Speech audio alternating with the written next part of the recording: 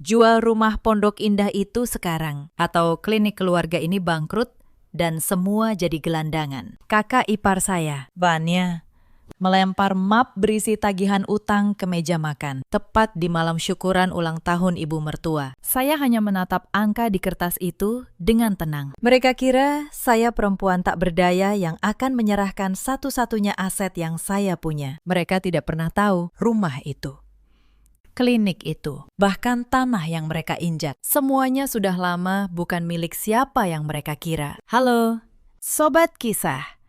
Selamat datang kembali di kanal ini, tempat kita berbagi kisah nyata kehidupan rumah tangga. Sebelum cerita dimulai, tekan tombol like dan subscribe. Lalu tulis dari kota mana kalian menonton di kolom komentar. Dukungan kecil kalian sangat berarti agar kanal ini terus tumbuh. Selamat menyimak sampai akhir. Nama saya Anindya Maheswari. Usia saya 34 tahun. Saya seorang dokter spesialis penyakit dalam di sebuah rumah sakit swasta di kawasan Kuningan. Di mata keluarga suami, saya hanyalah menantu yang sibuk, pendiam, dan tidak banyak menuntut. Mereka melihat saya pergi pagi, pulang malam, mengenakan kemeja sederhana tanpa perhiasan mencolok. Bagi mereka, saya perempuan biasa yang beruntung dinikahi anak lelaki kebanggaan keluarga Wirja. Sudah hampir 7 tahun saya menyandang status menantu di keluarga ini. 7 tahun saya menelan setiap kalimat merendahkan dengan senyum tipis. Mereka mengartikan diam saya sebagai kelemahan. Padahal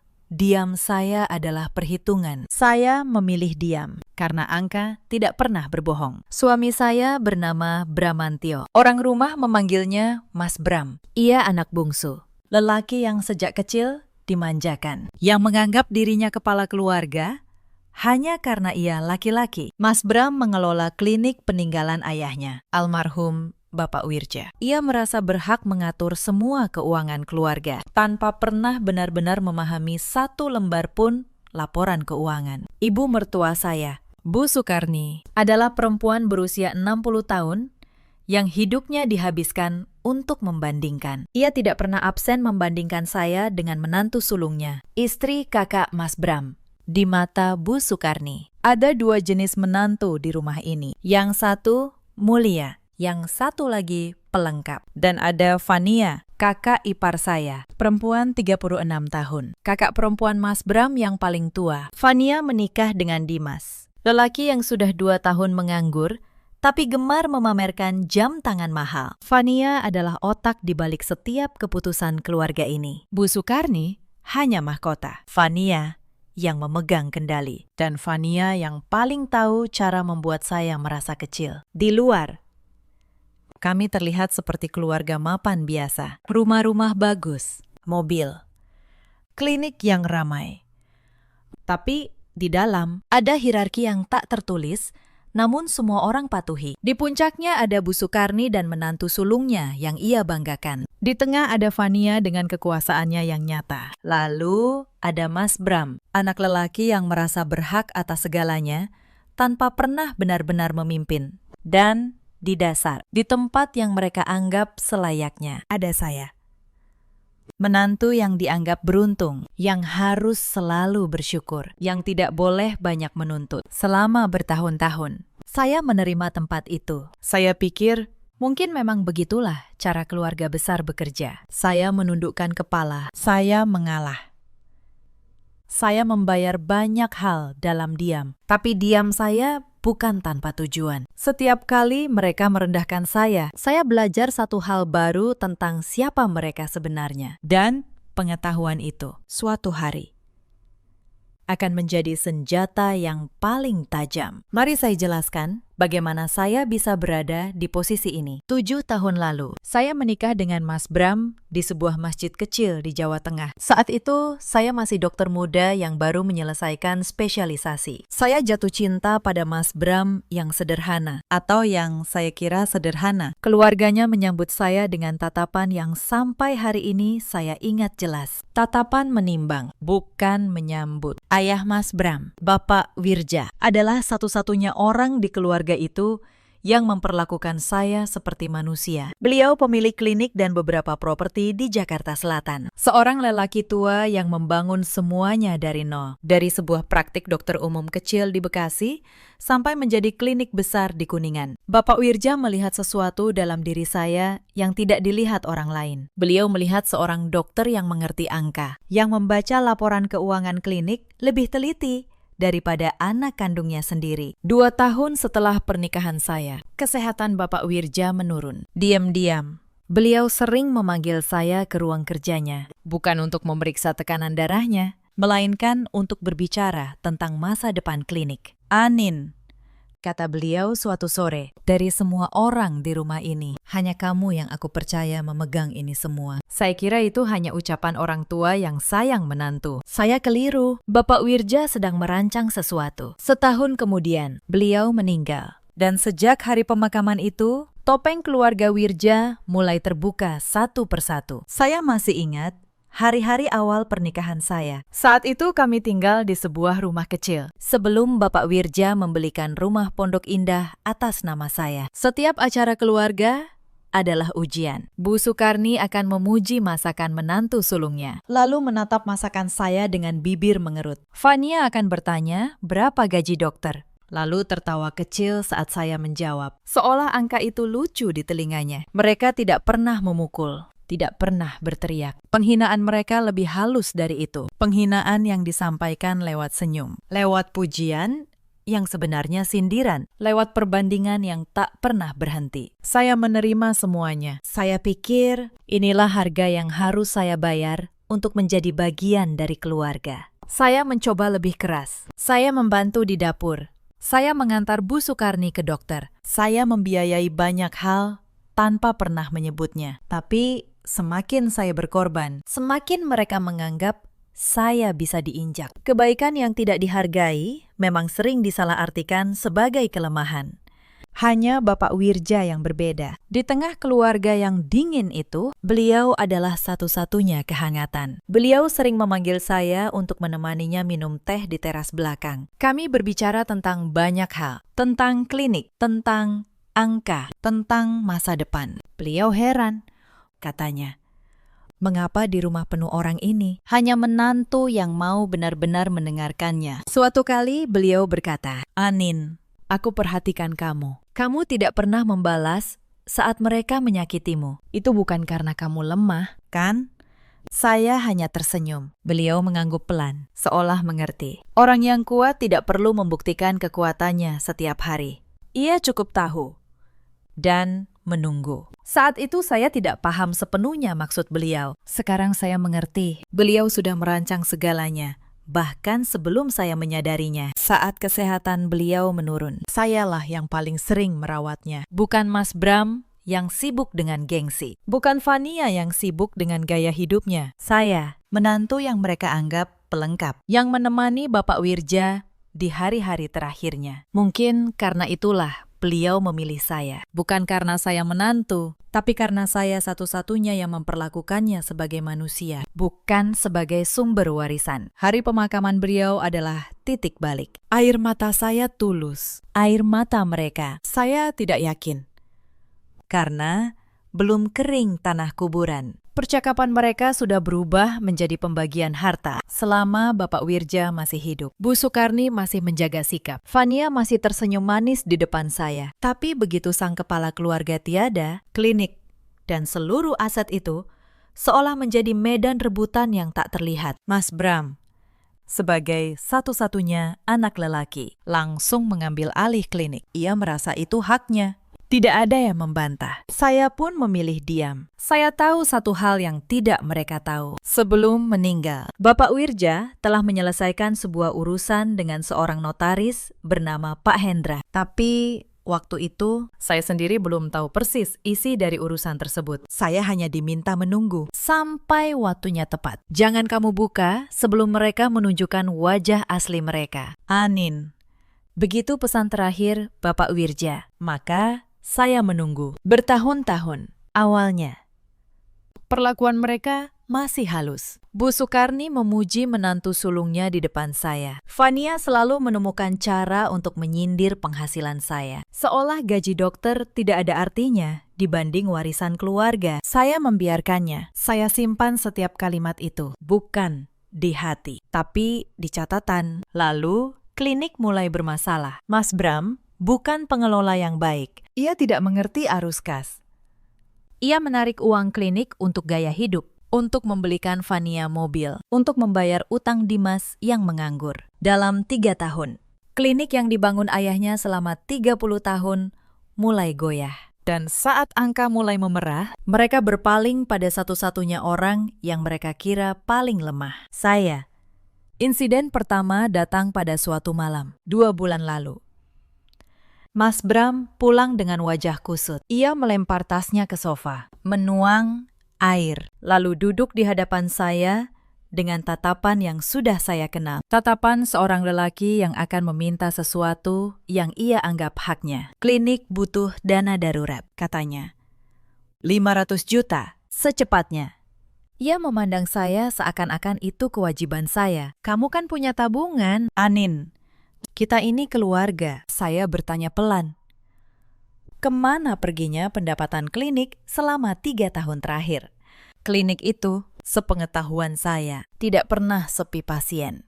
Mas Bram terdiam, ia tidak bisa menjawab.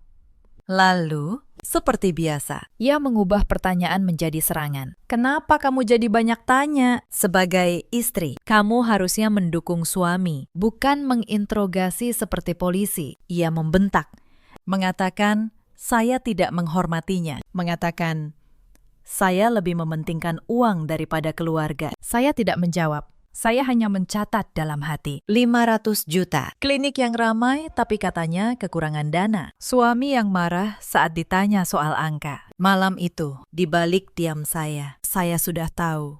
Ini baru permulaan. Ada sesuatu yang busuk dalam keuangan klinik. Dan mereka ingin menutupinya dengan uang saya. Insiden kedua, seminggu kemudian, Bu Sukarni datang ke rumah saya di Pondok Indah tanpa pemberitahuan. Ia berkeliling dari ruang ke ruang, menyentuh perabotan, menilai harga setiap benda dengan matanya yang terlatih membandingkan. Ia berhenti di depan jendela besar ruang tamu, menatap halaman, lalu berkata dengan nada yang dibuat selembut mungkin, rumah sebesar ini sayang ditempati berdua saja. Kalau dijual, uangnya bisa menyelamatkan klinik keluarga. Lagi pula, untuk apa menantu punya rumah semewah ini sendiri? Ia mengatakannya seolah rumah itu milik bersama, milik keluarga. Yang kebetulan saya tempati. Padahal rumah itu beliau tidak tahu. Bukan dibeli oleh Mas Bram. Bukan pula oleh keluarga Wirja secara kolektif. Saya hanya menjawab, akan saya pikirkan, Bu. Beliau tersenyum puas, mengira saya sudah mulai luluh. Dan saya memang benar-benar memikirkannya malam itu. Dengan cara yang sama sekali tidak beliau bayangkan. Insiden ketiga, Fania mulai turun tangan secara langsung. Ia mengadakan rapat keluarga dadakan di rumah Bu Sukarni, mengundang beberapa kerabat sebagai saksi. Di ruang tengah, yang sengaja diatur formal, ia menggelar setumpuk laporan keuangan klinik yang berantakan di atas meja. Lalu, dengan gaya seorang jaksa, ia menudingkan jari pada saya. Lihat ini semua, katanya lantang. Klinik almarhum Bapak hampir bangkrut dan Anin, menantu yang katanya dokter sukses, lebih memilih mempertahankan rumah mewahnya daripada menyelamatkan warisan keluarga. Kalau dia benar-benar sayang keluarga ini, dia pasti rela berkorban. Semua mata memandang saya. Mas Bram, suami saya, duduk di sudut dan menunduk. Tidak satu kata pun keluar dari mulutnya untuk membela saya. Saya berdiri sendirian di tengah penghakiman itu. Tapi saya tidak menunduk. Saya justru memandangi laporan yang Fania gelar dengan teliti. Dan di sanalah saya melihat sesuatu yang menarik. Laporan itu penuh dengan angka yang janggal.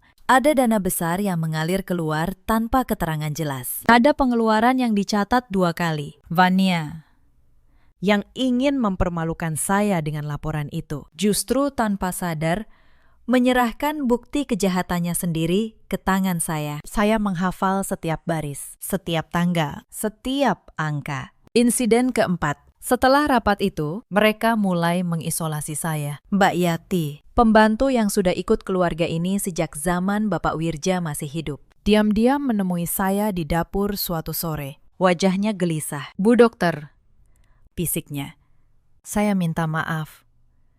Mbak Fania menyuruh saya melaporkan setiap gerak-gerik ibu. Kapan ibu pulang? Siapa yang menelpon ibu? Kemana ibu pergi di akhir pekan? Saya tidak enak hati, tapi saya takut dipecat." Saya menggenggam tangan perempuan tua itu. "Tidak apa-apa, Mbak Yati, lakukan saja apa yang mereka minta. Tapi terima kasih sudah jujur pada saya." Sejak hari itu, Mbak Yati menjadi mata saya di rumah Bu Sukarni, bukan mata Fania di rumah saya. Mereka mengira sedang mengawasi saya, padahal saya yang sedang mengawasi mereka. Mereka mengira saya menyembunyikan harta. Mereka tidak sepenuhnya salah, tapi yang saya sembunyikan jauh lebih besar dari yang bisa mereka bayangkan. Insiden kelima, suatu malam, Mas Bram membawa pulang selembar surat. "Surat kuasa," katanya.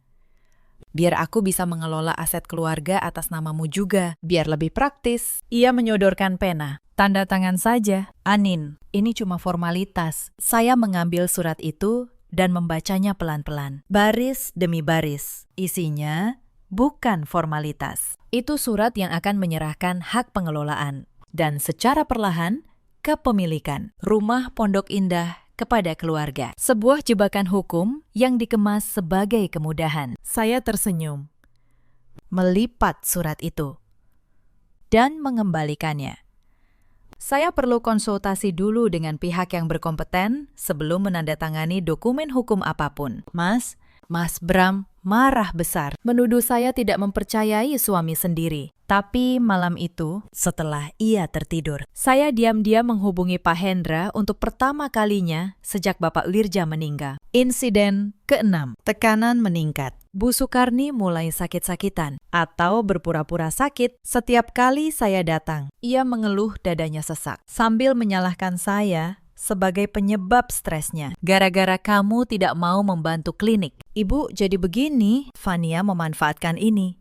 Ia menyebarkan cerita ke seluruh kerabat bahwa saya menantu durhaka yang membiarkan mertua menderita demi mempertahankan rumah. Telepon dari paman dan bibi Mas Bram mulai berdatangan. Semuanya menghakimi saya. Insiden ke-7 datang dalam bentuk yang lebih licik. Suatu akhir pekan, tanpa pemberitahuan, beberapa kerabat Mas Bram datang ke rumah saya. Mereka diutus Vania. Mereka duduk di ruang tamu saya, minum teh yang Mbak Yati buatkan. Lalu, satu persatu, mulai menasihati saya. "Anin, sebagai menantu, kamu harus mengalah. Keluarga itu di atas segalanya. Rumah cuma benda. Anin, klinik almarhum itu warisan. Lebih penting. Jangan jadi menantu yang dikenang buruk." Mereka berbicara seolah mereka tahu seluruh ceritanya, padahal mereka hanya tahu versi yang Fania bisikan. Saya mendengarkan semuanya dengan sabar, menyuguhkan teh, tersenyum sopan.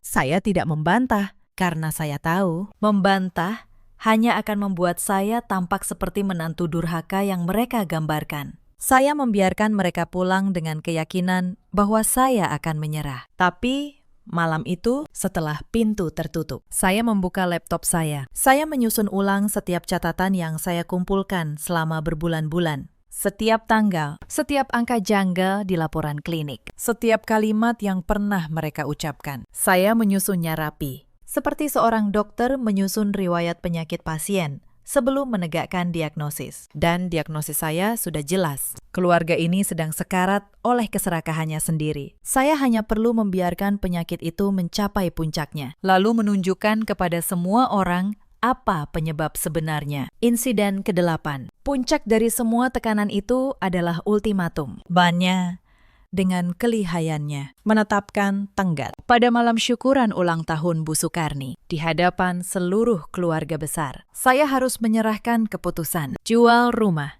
atau dianggap pengkhianat keluarga. Mereka sengaja memilih panggung itu agar saya tidak punya ruang untuk menolak. Mereka pikir tekanan sosial akan meruntuhkan saya. Tapi sebelum malam syukuran itu tiba, ada beberapa hal yang terjadi yang membuat saya semakin yakin bahwa keputusan saya tidak salah. Suatu siang, Fania datang ke rumah sakit tempat saya bekerja. Ia tidak datang sebagai keluarga. Ia datang untuk menekan saya di tempat yang seharusnya menjadi zona aman saya. Ia duduk di ruang tunggu, sengaja bercerita keras-keras kepada perawat dan pasien lain bahwa ada dokter di rumah sakit ini yang tega membiarkan mertuanya sakit demi mempertahankan rumah mewah. Beberapa rekan saya menatap saya dengan bingung. Saya hanya tersenyum tipis, lalu melanjutkan visit saya. Saya tidak meladeninya. Saya tahu, setiap kali Fania merasa terdesak, ia akan semakin lantang. Dan orang yang berteriak paling keras biasanya orang yang paling takut kehilangan. Malam harinya, Mas Bram pulang dengan amarah. "Kenapa kamu mempermalukan Mbak Fania di rumah sakit?" bentaknya. Saya menjawab pelan bahwa justru sebaliknya, kakaknya yang datang mempermalukan saya di tempat kerja. Tapi Mas Bram tidak mau mendengar. Ia sudah memutuskan siapa yang salah jauh sebelum ia bertanya. "Pokoknya kamu harus jual rumah itu, Anin. Kalau tidak, jangan harap rumah tangga kita selamat." Saya menatapnya lama malam itu. Lelaki yang dulu saya cintai, karena saya kira ia sederhana. Ternyata yang sederhana bukan hatinya, melainkan keberaniannya untuk berdiri membela yang benar. Lalu datang insiden yang membuat saya benar-benar berhenti berharap. Suatu sore, saya pulang lebih awal. Dari balik pintu ruang keluarga, saya mendengar suara Fania, Bu Sukarni, dan Mas Bram. Mereka tidak tahu saya sudah di rumah. Begitu rumahnya terjual, kata Fania. "Uangnya jangan semua dipakai untuk klinik. Sebagian kita simpan dulu. Anin tidak akan tahu hitungannya." Bu Sukarni tertawa kecil. Menantu seperti dia memang harus dimanfaatkan selagi bisa. Setelah tidak berguna, baru kita lepas. Mas Bram, suami saya, hanya diam. Tidak membela, tidak menolak. Diam yang sama yang selalu ia pilih. Saya berdiri di balik pintu itu, dan understanding dalam 7 tahun. Saya tidak merasa sedih, saya merasa bebas. Karena malam itu, mereka sendiri yang melepaskan saya dari rasa bersalah apapun yang mungkin masih saya simpan. Mereka menunjukkan wajah asli mereka, persis seperti yang almarhum Bapak Wirja katakan akan terjadi. Saya masuk ke kamar dengan tenang, mengeluarkan ponsel, dan mengirim satu pesan singkat kepada Pak Hendra, Pakistan. Saya rasa waktunya sudah tiba. Beliau membalas hanya dengan satu kata, "Siap." Yang tidak mereka tahu, saya justru menanti malam syukuran itu, karena saya sudah menyiapkan jawaban, bukan dalam bentuk kata-kata, melainkan dalam bentuk dokumen. 3 hari sebelum malam syukuran itu, saya menemui Pak Hendra di kantornya di kawasan SCBD. Lelaki tua itu menyambut saya dengan tatapan yang dulu pernah saya lihat di mata Bapak Wirja. Tatapan percaya. Ia membuka brankas, mengeluarkan sebuah map coklat tebal, lalu meletakkannya di hadapan saya. Bapak Wirja menyiapkan ini bertahun-tahun lalu. "Bu dokter," beliau bilang, "suatu hari Anda akan datang menanyakannya. Sepertinya hari itu sudah tiba." Di dalam map itu ada 2 hal. Yang pertama, salinan rekening koran klinik selama 5 tahun terakhir, lengkap dengan jejak audit kemana setiap rupiah mengalir. Yang kedua, sesuatu yang membuat saya menahan napas. Saya membaca isinya perlahan, dan untuk pertama kalinya dalam 7 tahun. Mata saya berkaca-kaca, bukan karena sedih, karena akhirnya saya mengerti seberapa jauh Bapak Wirja telah melindungi saya. Pak Hendra menjelaskan langkah hukum yang sudah disiapkan. Semua sah. Semua hitam di atas putih. Saya mendengarkan setiap detailnya. Lalu saya mengangguk. Saya siap. Pakistan. Saya membawa pulang map itu, menyimpannya di tas kerja saya, dan menunggu malam syukuran tiba. Malam itu datang lebih cepat dari yang saya kira. Rumah Bu Sukarni di kawasan Bintaro telah dihias mewah. Fania sengaja mengundang seluruh keluarga besar, bahkan beberapa kerabat jauh yang jarang muncul. Ada meja panjang penuh rendang, opor, dan kue-kue mahal yang dibeli dengan uang. Saya tahu persis. Berasal dari kas klinik yang sedang sekarat. Lampu kristal menggantung. Musik mengalun pelan. Semuanya dirancang untuk satu tujuan. Menyudutkan saya di hadapan banyak orang. Saya datang mengenakan gamis sederhana berwarna abu-abu, tanpa perhiasan. persis seperti yang selalu mereka harapkan. Saya membiarkan diri saya tampak seperti menantu yang kalah, yang datang untuk menyerah. Di tangan saya, hanya sebuah tas kerja kulit hitam yang biasa. Tidak ada yang menaruh perhatian pada tas itu. Itulah yang saya inginkan. Di perjalanan menuju Bintaro malam itu, saya sempat berhenti sejenak di depan kantor Pak Hendra. Beliau sudah menunggu di mobilnya. Kami tidak banyak bicara.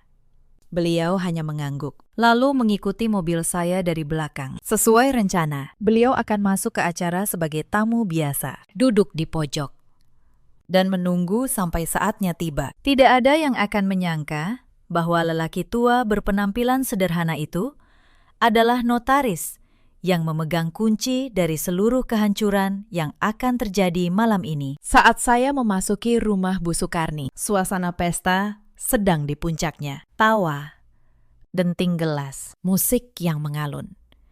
Saya melihat Bu Sukarni di tengah kerumunan, mengenakan kebaya mahal, memamerkan kepada para tamu betapa suksesnya keluarganya. Saya melihat Fania berkeliling seperti nyonya rumah, memastikan semua kerabat tahu bahwa malam ini ada agenda penting. Dan saya melihat Mas Bram berdiri kaku di samping ibunya, sesekali melirik ke arah pintu, menunggu kedatangan saya dengan campuran gugup dan harap. Fania menyambut saya dengan senyum kemenangan yang nyaris tidak ia sembunyikan. Akhirnya datang juga, bisiknya saat berpapasan. Semoga kamu sudah mengambil keputusan yang benar. Anin, saya hanya tersenyum tipis. Senyum yang ia kira tanda menyerah. Padahal itu senyum seseorang yang tahu akhir cerita ini sudah ditulis sejak lama. Acara berjalan seperti biasa. Bu Sukarni duduk di kursi utama, menerima ucapan selamat, memamerkan kesuksesan keluarganya kepada setiap tamu. Mas Bram berdiri di sampingnya, tampak gagah di luar, tapi saya bisa melihat gugup di matanya. Ia tahu malam ini ada agenda. Ia hanya tidak tahu agenda siapa yang akan menang. Setelah makan malam, Fania menepuk gelas dengan sendok. Suara dentingnya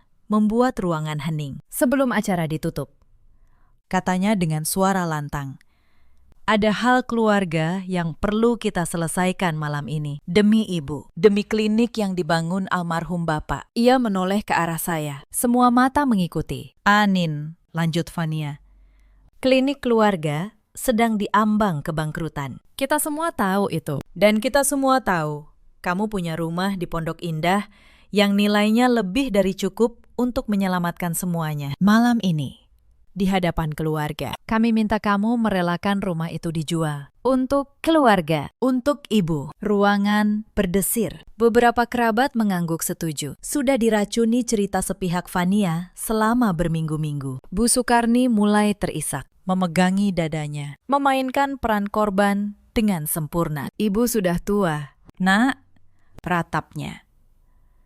Ibu cuma ingin klinik almarhum bapakmu tidak hancur. Mas Bram melangkah maju. Ia mengeluarkan map berisi surat yang dulu saya tolak. Surat penyerahan hak atas rumah. Ia meletakkannya di meja, lalu menyodorkan pena hitam ke arah saya. Sudah, Anin. Jangan bikin malam ini panjang. Tanda tangani saja. Ini demi kita semua. Saya memandang pena itu. Lalu saya memandang wajah-wajah di sekeliling saya. Wajah Bu Sukarni yang berpura-pura menderita. Wajah Fania yang penuh kemenangan. Wajah Dimas yang sudah membayangkan uang. Wajah Mas Bram yang sudah berhenti melihat saya sebagai istri dan mulai melihat saya sebagai sumber dana. 7 tahun. 7 tahun saya menyimpan diam ini. Saya berdiri perlahan dari kursi. Saya tidak menyentuh pena itu. Sebelum saya menandatangani apapun, kata saya dengan suara yang tenang, namun jelas terdengar di seluruh ruangan. Saya ingin memastikan satu hal. Rumah yang kalian minta saya jual itu, apakah kalian yakin itu milik saya untuk diserahkan? Fania mengernyit. Apa maksudmu? Tentu saja, itu rumahmu. Rumah yang dibelikan keluarga ini untukmu. Saya menggeleng pelan. Itu kekeliruan pertama kalian malam ini. Saya berjalan menuju tas kerja saya. Semua mata mengikuti gerakan tangan saya. Saya membuka tas itu dengan tenang, mengeluarkan map coklat tebal yang diberikan Pak Hendra, lalu meletakkannya di atas meja, tepat di samping surat penyerahan yang mereka siapkan. Logo emas notaris di sampul map itu memantulkan cahaya lampu kristal. Ruangan mendadak hening. Mas Bram menatap map itu. Dan tanpa sadar, ia melangkah mundur selangkah. Fania berhenti tersenyum. Bu Sukarni berhenti terisak. Mari saya jelaskan, kata saya. Membuka map itu lembar demi lembar. Rumah di Pondok Indah itu tidak pernah dibeli oleh keluarga ini. Rumah itu dibeli oleh almarhum Bapak Wirja 3 tahun sebelum beliau wafat dan didaftarkan langsung atas nama saya melalui Notaris Hendra. Bukan atas nama Mas Bram, bukan atas nama keluarga. Atas nama saya pribadi, ini sertifikatnya. Saya meletakkan salinan sertifikat di meja. Kerabat-kerabat mulai berbisik. Mas Bram membaca dokumen itu dengan tangan gemetar. Itu masih hal kecil, lanjut saya.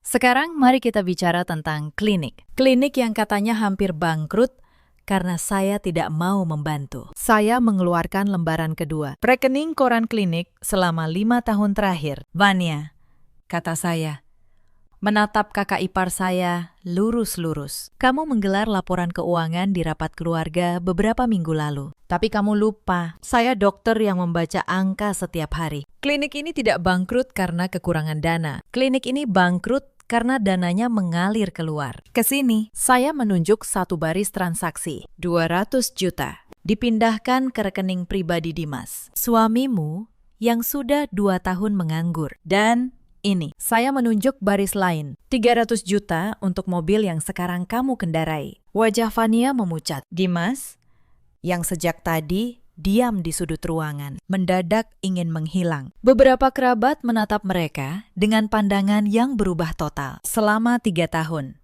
suara saya tetap datar. Kalian menguras klinik almarhum Bapak, lalu menyalahkan saya saat angkanya memerah. Kalian datang ke rumah saya.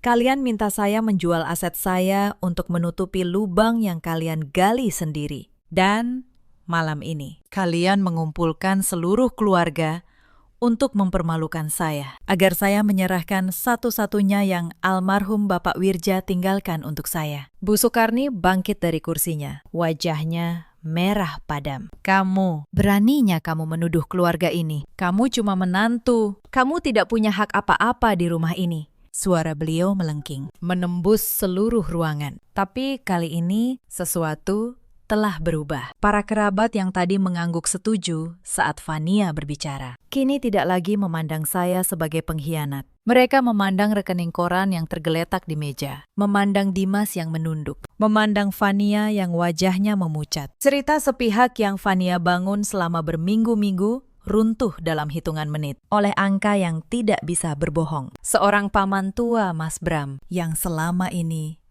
diam, akhirnya bersuara. Vania, benar, uang klinik dipindah ke rekening suamimu. Fania tidak menjawab. Diamnya adalah jawaban. Bibi-bibi mulai berbisik. Atmosfer di ruangan itu, yang tadi dirancang untuk mempermalukan saya, kini berbalik menyudutkan mereka yang merancangnya. Saya membiarkan keheningan itu bekerja sejenak. Lalu saya menoleh kembali pada Bu Sukarni dengan tenang. Ibu benar, kata saya. Saya cuma menantu, tapi izinkan saya menunjukkan satu dokumen terakhir, agar ibu tahu persis hak apa yang saya punya di keluarga ini. Lalu, saya mengeluarkan lembar terakhir dari dalam map. Lembar yang membuat tangan saya berkaca-kaca 3 hari lalu di kantor Pak Hendra. Itu, kata saya pelan, adalah kekeliruan terbesar kalian malam ini. Saya mengangkat lembar kertas itu agar semua orang bisa melihat kop suratnya. Sebuah dokumen resmi, bermaterai, dengan stempel notaris dan tanda tangan yang sudah disahkan secara hukum. Ini adalah surat wasiat almarhum Bapak Wirja, kata saya. Dibuat di hadapan Notaris Hendra 2 tahun sebelum beliau meninggal. Disimpan rapat selama bertahun-tahun atas permintaan beliau sendiri dan baru boleh dibuka, kata beliau ketika kalian semua menunjukkan wajah asli kalian. Saya berhenti sejenak. Ruangan begitu sunyi, sampai saya bisa mendengar deru pendingin udara. Almarhum Bapak Wirja tahu, lanjut saya. Beliau tahu apa yang akan terjadi setelah beliau tiada. Beliau melihat keserakahan ini jauh sebelum kalian sendiri menyadarinya. Maka beliau mengatur semuanya dalam surat wasiat ini. Seluruh kepemilikan klinik, 2 ruko di Kuningan, tanah di Bekasi, dan rumah di Pondok Indah dialihkan sepenuhnya kepada satu orang, bukan kepada Mas Bram, bukan kepada Fania, bukan kepada Ibu Sukarni. Saya menatap mereka satu persatu, melainkan kepada saya, Anindya Maheswari, pewaris sah dari seluruh aset keluarga Wirja. Ruangan meledak. Kerabat-kerabat saling bertukar pandang, sebagian menutup mulut dengan tangan. Mas Bram terduduk di kursi, wajahnya pucat pasi. Seolah seluruh lantai di bawahnya runtuh sekaligus. Fania berdiri mematung, mulutnya terbuka, tapi tidak ada suara yang keluar. Bu Sukarni memegangi sandaran kursi, kakinya gemetar. Tidak mungkin, bisik Mas Bram akhirnya. Klinik itu, aku yang mengelolanya selama ini. Aku anak laki-laki satu-satunya, kamu mengelolanya. Jawab saya. Tapi kamu tidak pernah memilikinya. Almarhum Bapak menyerahkan pengelolaan harian kepadamu karena kamu anaknya. Tapi kepemilikan beliau serahkan kepada orang yang beliau percaya tidak akan menghancurkannya. Selama 3 tahun secara hukum. Kalian menghabiskan aset milik saya. Setiap rupiah yang Fania pindahkan ke rekening Dimas adalah penggelapan. Penggelapan terhadap harta yang sah menjadi milik saya. Pak Hendra, yang sejak tadi saya minta hadir dan duduk diam di pojok ruangan sebagai tamu, kini berdiri. Lelaki tua itu memperkenalkan diri sebagai notaris yang menangani seluruh dokumen. Dengan tenang, ia menegaskan keabsahan setiap lembar surat yang saya tunjukkan. Suaranya yang berwibawa menghapus keraguan terakhir di ruangan itu. Tidak ada lagi yang bisa membantah. Fania akhirnya menemukan suaranya. Kamu menjebak kami. Saya menggeleng. Tidak, Vania, saya tidak menjebak siapapun. Kalian yang memilih jalan kalian sendiri. Saya hanya menunggu. Almarhum Bapak Wirja memberi saya satu pesan terakhir. Jangan buka surat ini sebelum mereka menunjukkan wajah asli mereka. Dan malam ini, di hadapan seluruh keluarga, kalian sudah menunjukkannya. Kalian sendiri yang membukanya. Fania tidak menyerah. Ia menunjuk saya dengan jari yang gemetar. Surat wasiat itu pasti palsu. Mana mungkin Bapak menyerahkan semuanya pada menantu? Aku akan menggugat. Saya menatapnya dengan tenang. Silahkan. Gugat. Tapi sebelum kamu menghabiskan uang yang tidak lagi kamu punya untuk pengacara, izinkan saya mengingatkan. Surat wasiat ini dibuat di hadapan notaris, bermaterai. Disahkan secara hukum, dan saksinya masih hidup. Sementara itu, rekening koran yang menunjukkan kamu memindahkan dana klinik ke rekening pribadi suamimu juga masih ada. Kalau kamu menggugat saya soal warisan, saya akan terpaksa menindaklanjuti soal penggelapan. Pikirkan baik-baik, mana yang lebih merugikanmu? Fania terdiam. Untuk pertama kalinya, sejak saya mengenalnya, kakak ipar yang selalu mengendalikan setiap percakapan keluarga itu tidak punya kata-kata. Dimas, di sudut ruangan, sudah memucat sempurna. Ia tahu namanya tertulis jelas di rekening koran itu. Saya mengumpulkan dokumen-dokumen itu kembali ke dalam map. Mulai besok, Pak Hendra akan mengurus pengalihan resmi pengelolaan klinik. Sebuah tim audit akan masuk untuk menelusuri setiap rupiah yang hilang selama 3 tahun terakhir. Bagi siapapun yang terbukti menggelapkan, akan ada proses hukum. Itu bukan ancaman, itu kewajiban saya sebagai pemilik sah. Suasana di ruangan itu benar-benar berbalik. Bu Sukarni, yang tadi melengking penuh otoritas, kini terduduk di kursinya, menatap kosong ke lantai. Kemewahan acara syukuran yang ia banggakan di depan seluruh kerabat berubah menjadi panggung kehancurannya sendiri. Para tamu yang tadi datang untuk menghormatinya kini menyaksikan kebenaran yang selama ini ia sembunyikan di balik topeng keluarga terhormat. Mas Bram mengangkat wajahnya. Untuk pertama kalinya dalam 7 tahun, saya melihat ia benar-benar memandang saya, bukan sebagai menantu yang lemah, bukan sebagai sumber dana, tapi sebagai seseorang yang selama ini dan keluarganya salah nilai sepenuhnya. Amin. Suaranya bergetar. Kita bisa bicarakan ini baik-baik. Sebagai suami istri, saya menatapnya cukup lama. Mas Bram, selama 7 tahun saya menunggu kamu berdiri di samping saya. Satu kali saja, Saat ibumu menghina saya, saat kakakmu menuding saya, saat mereka memaksa saya menjual rumah saya sendiri. Satu kali saja saya ingin kamu membela saya, tapi kamu selalu menunduk. Kamu memilih mereka setiap kali. Sekarang, saya yang memilih.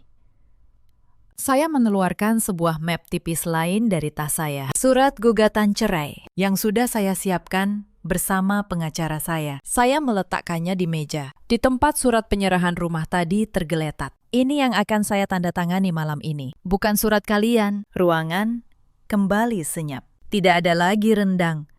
Tidak ada lagi musik. Tidak ada lagi panggung kemenangan yang Vania rancang. Yang tersisa hanya keluarga yang baru saja menyaksikan kesombongan mereka runtuh oleh tangan perempuan yang selama ini mereka kira paling tidak berdaya. Saya mengambil tas saya, menyelipkan map berisi seluruh dokumen, dan berjalan menuju pintu. Di ambang pintu, saya berhenti sejenak, menoleh ke arah Bu Sukarni yang kini terduduk lemas. "Bu," kata saya pelan.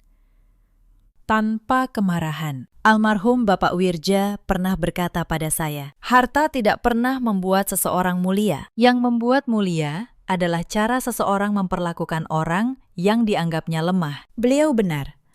Dan beliau sudah melihat semuanya. Jauh sebelum malam ini, saya melangkah keluar dari rumah itu, meninggalkan keluarga Wirja dalam keheningan yang akan mereka kenang sepanjang hidup mereka. Beberapa minggu setelah malam itu, semuanya bergerak persis seperti yang Pak Hendra rancang. Tim audit masuk ke klinik. Setiap transaksi selama 3 tahun ditelusuri. Hasilnya hitam di atas putih. Dana yang mengalir ke rekening Dimas. Mobil yang dibeli dari kas klinik. Pengeluaran fiktif yang Vania catat dengan rapi. Semuanya terbongkar. Dimas, yang selama ini hanya pandai memamerkan jam tangan mahal, kini harus berhadapan dengan proses hukum atas penggelapan. Vania, sebagai pihak yang mengatur aliran dana itu, ikut terseret.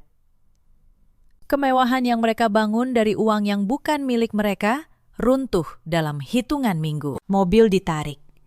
Rumah kontrakan mewah mereka tak lagi terbayar. Mas Bram kehilangan segalanya yang ia kira miliknya. Klinik yang ia anggap warisannya ternyata tak pernah atas namanya. Ia tidak diseret ke proses pidana karena saya memilih tidak menuntutnya secara pribadi. Tapi nama baiknya di mata keluarga besar hancur. Lelaki yang dulu berdiri gagah di samping ibunya kini menjadi bahan pembicaraan. Suami yang membiarkan istrinya dipermalukan, lalu kehilangan segalanya dalam satu malam. Bu Sukarni harus pindah dari rumah besar di Bintaro yang ternyata juga bagian dari aset almarhum suaminya. Perempuan yang seumur hidup membandingkan menantu-menantunya kini tinggal di rumah sederhana. Ia dirawat oleh menantu sulung yang dulu selalu ia banggakan. Menantu yang ternyata tak sesetia yang ia kira saat harta sudah tiada. Perceraian saya dan Mas Bram selesai tanpa perlawanan. Tidak ada yang bisa ia perdebatkan. Semua aset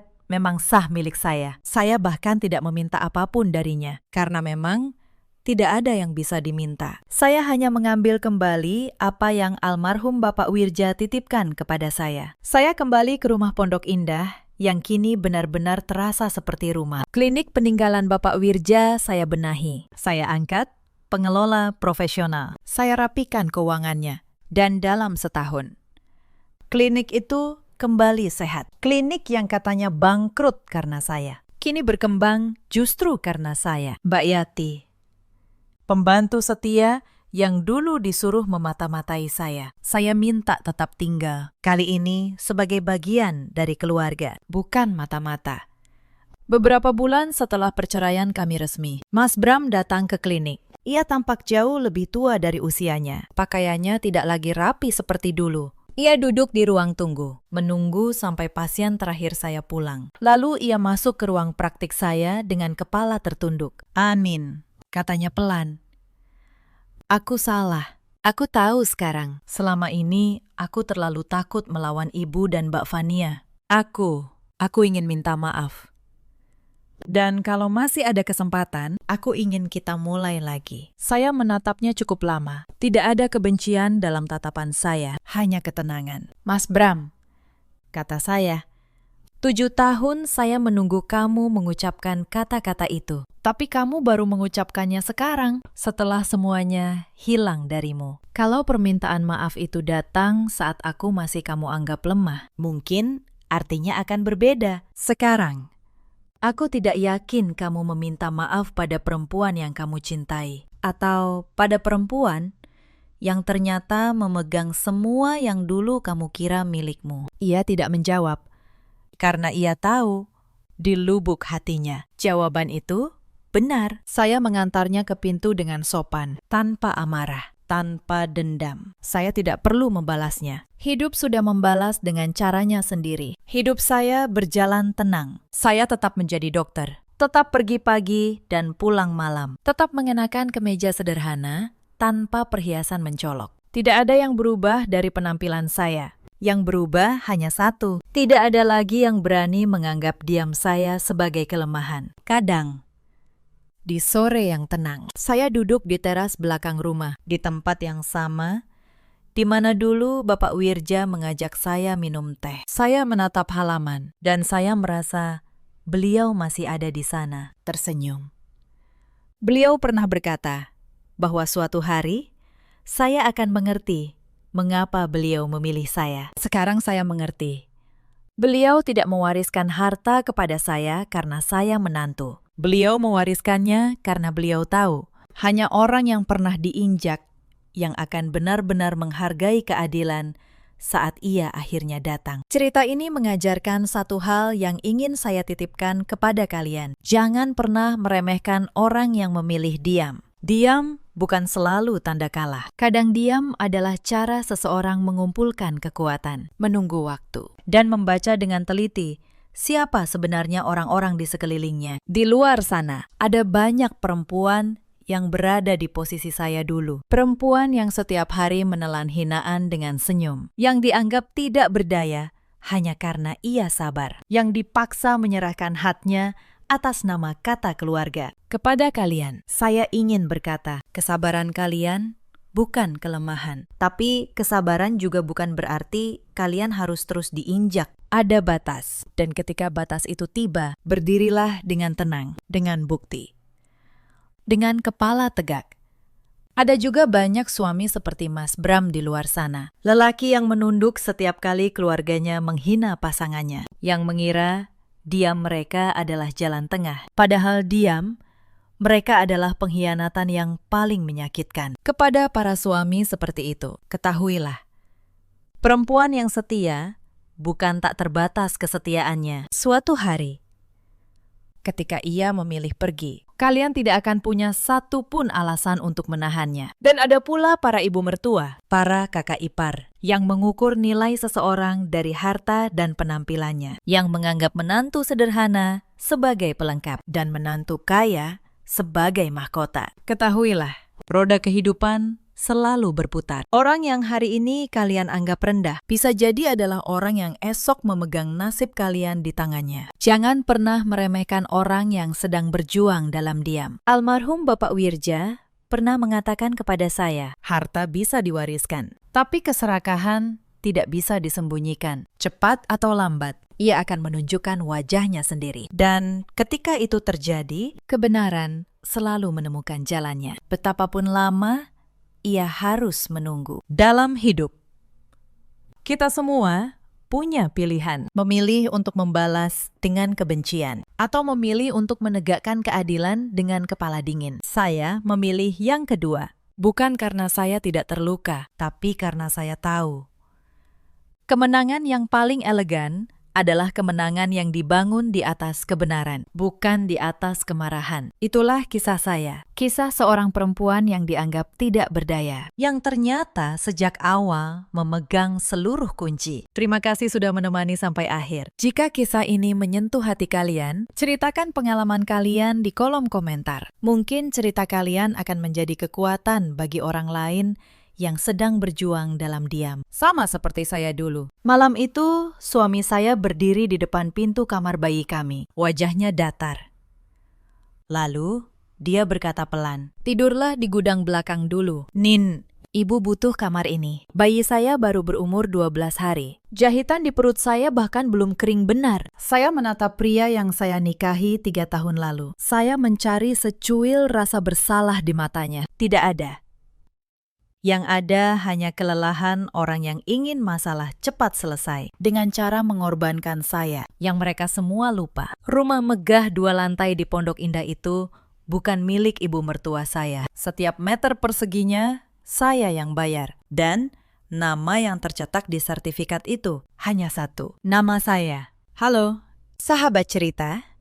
Selamat datang kembali di kanal ini. Tempat kita merangkai kisah rumah tangga yang syarat air mata, amarah, dan pelajaran hidup. Sebelum mulai, tekan tombol subscribe dan nyalakan lonceng notifikasi supaya tidak ketinggalan setiap cerita. Tulis di kolom komentar, kalian menonton dari kota mana? Sekarang, mari kita mulai. Nama saya Anindya. Usia saya 31 tahun. Saya bekerja sebagai akuntan senior di sebuah perusahaan properti di kawasan Sudirman. Sudah 8 tahun saya berkutat dengan angka, neraca, dan dokumen kepemilikan. Pekerjaan saya mengajarkan satu hal yang kelak menyelamatkan hidup saya di dunia ini. Yang berbicara paling akhir bukan air mata, tapi hitam di atas putih. Saya menikah dengan Reza 3 tahun lalu. Waktu itu dia karyawan biasa di kantor cabang dengan gaji yang pas-pasan. Saya tidak pernah mempermasalahkan itu. Saya mencintai cara dia tertawa dan caranya menyebut nama saya. Kami menikah sederhana. Setelah menikah, masalah pertama datang dari tempat tinggal. Kontrakan kecil kami di Bekasi bocor setiap musim hujan. Saya yang waktu itu sudah punya tabungan bertahun-tahun, mengambil keputusan besar. Saya membeli sebuah rumah 2 lantai di Pondok Indah. Harganya hampir 4 miliar rupiah. Saya bayar uang muka 1,5 miliar dari tabungan dan hasil menjual apartemen kecil saya. Sisanya saya cicil dari gaji saya sendiri selama bertahun-tahun. Reza tahu persis hal ini. Dia ada di sebelah saya saat saya menandatangani akta jual beli di hadapan notaris. Pak Hendra, dia melihat sendiri nama siapa yang tertulis di sertifikat hak milik itu. Tapi di depan keluarganya, cerita berubah. Demi menjaga gengsi Reza sebagai kepala keluarga, kami sepakat untuk tidak menonjolkan siapa pembeli rumah itu. Saya setuju. Saya pikir itu hal kecil. Saya tidak tahu kesepakatan kecil itu kelak dipakai untuk menendang saya keluar dari rumah saya sendiri. Awalnya kami bahagia di rumah itu, sampai kabar kehamilan saya datang. Dan bersama kabar itu, datang pula ibu mertua saya, Bu Sukma. Bu Sukma berusia 62 tahun. Beliau datang dari kampung di Jawa Tengah. Katanya hanya ingin menemani saya selama hamil. Saya menyambutnya dengan tulus. Saya menyiapkan kamar tamu terbaik, lengkap dengan kasur baru, dan kipas angin yang ia minta. Tapi sejak hari pertama, tatapan Bu Sukma membuat saya tidak nyaman. Beliau berkeliling rumah, menyentuh tiap perabot, menimang tiap barang, seolah sedang menghitung harga. Lalu, ia berkata pada Reza, cukup keras agar saya dengar, rumah sebagus ini. Sayang kalau yang ngatur cuma anak orang lain. Saya pura-pura tidak mendengar. Saya pikir beliau hanya lelah setelah perjalanan jauh. Saya keliru. Itu bukan kelelahan. Itu adalah kalimat pembuka dari sebuah rencana yang sudah lama ia susun. Minggu pertama, Bu Sukma masih menjaga sopan santun. Beliau membantu di dapur, sesekali memuji masakan saya, dan berbicara manis tentang betapa beruntungnya Reza mendapatkan istri seperti saya. Saya mulai merasa lega. Mungkin firasat buruk saya keliru. Mungkin beliau memang ibu mertua yang baik, tapi keramahan itu hanya topeng. Begitu ia merasa cukup nyaman, satu persatu, wataknya yang sebenarnya mulai terlihat. Awalnya hal-hal kecil. Beliau mengkritik cara saya menata rumah, memindahkan perabot sesuka hati, dan membuang barang-barang saya yang katanya tidak penting. Lalu, beliau mulai mengatur keuangan kami, bertanya, berapa gaji saya, berapa gaji Reza, dan kemana saja uang itu mengalir. Saya menjawab seadanya, sambil menyimpan kewaspadaan. Ada sesuatu dalam cara Bu Sukma bertanya tentang uang yang membuat saya tidak nyaman. Seolah ia sedang menaksir, bukan sekedar ingin tahu. Suatu pagi, saya terbangun dan mendapati kamar yang sudah saya siapkan untuk bayi kami telah berubah. Box bayi, lemari kecil berisi pakaian Arka, dan semua perlengkapan telah dipindahkan keluar, ditumpuk begitu saja di lorong. Bu Sukma berdiri di tengah kamar itu, mengukur-ukur dengan tangannya. "Kamar ini bagus," katanya tanpa menoleh. Jendelanya besar, menghadap taman. Anginnya sejuk.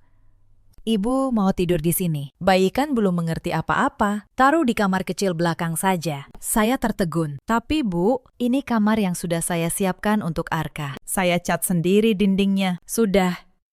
Jangan banyak protes," potong Bu Sukma. "Ibu ini orang tua. Masa kalah sama bayi?" "Reza, bilang sama istrimu." "Reza," yang baru keluar dari kamar mandi, hanya mengangkat bahu. "Turuti saja." "Min, ibu kan tamu. Lagi pula cuma kamar." "Cuma kamar?" Kata-kata itu menusuk. Bagi Reza, mungkin cuma kamar. Bagi saya, itu adalah ruang yang saya impikan untuk anak saya, yang saya rancang dengan cinta selama berbulan-bulan kehamilan. Tapi saya menelan kekecewaan itu. Saya memindahkan barang-barang Arka ke kamar kecil di belakang, kamar pengap tanpa jendela besar, sambil menahan air mata. Sejak hari itu, saya belajar satu hal. Di rumah ini, keinginan saya selalu kalah. Tapi saya belum tahu. Ini baru permulaan. Bu Sukma baru mengambil satu kamar. Ia belum puas. Yang ia incar adalah seluruh rumah. Kehamilan saya berjalan berat, mual sepanjang hari, kaki bengkak, dan tekanan darah yang naik turun. Tapi yang paling membuat saya lelah bukan tubuh saya, melainkan suasana di rumah sendiri. Bu Sukma mulai mengatur segalanya. Menu makan, jam tidur, sampai cara saya mencuci piring. Setiap pagi ia berdiri di dapur, mengawasi saya seperti mandor mengawasi buruh. Jika gerakan saya lambat, ia berdecak. Jika masakan saya kurang asin, ia menyindir tentang menantu zaman sekarang yang katanya manja. Suatu sore, saat saya pulang kerja dengan perut 7 bulan, Bu Sukma sudah menunggu di ruang tamu. Wajahnya keras. "Min," katanya, tanpa basa-basi. "Berhenti kerja saja. Perempuan hamil, tugasnya di rumah, ngurus suami dan anak. Bukan keluyuran cari uang." Saya terdiam. Pekerjaan itu bukan sekedar uang bagi saya. Itu harga diri saya. Itu juga yang membayar cicilan rumah yang sedang kami tinggali. Tapi saya menahan diri. Saya menatap Reza, berharap ia membela saya. Reza menunduk. Lalu ia berkata pelan, "Mungkin ada benarnya, Nin. Ibu kan cuma mau yang terbaik." Malam itu saya menangis di kamar mandi. Dengan keran air sengaja saya nyalakan supaya tidak ada yang mendengar. Esoknya, dengan berat hati, saya mengajukan cuti panjang ke kantor. Saya belum berhenti. Saya hanya cuti. Itu satu-satunya perlawanan kecil yang berani saya lakukan saat itu. Dan ternyata keputusan untuk tidak benar-benar mengundurkan diri itu kelak menjadi penyelamat saya. Tak lama setelah itu, adik ipar saya datang. Namanya Vina. Usianya 29 tahun. Ia mengaku baru putus kerja dan butuh tempat tinggal sementara. Sementara yang ternyata tak ada ujungnya. Vina memilih sendiri kamar paling besar di lantai 2. Kamar yang sedianya saya siapkan untuk anak saya. Tanpa bertanya, ia memindahkan box bayi dan semua perlengkapan keluar dari sana. Saat saya protes, ia tersenyum manis. "Mbak Nin, tenang aja. Bayi mah taruh di kamar kecil juga nggak apa-apa. Aku kan butuh ruang lebih luas." Bu Sukma mengangguk setuju. Reza, seperti biasa. Diameter. Sejak hari itu, saya mengerti.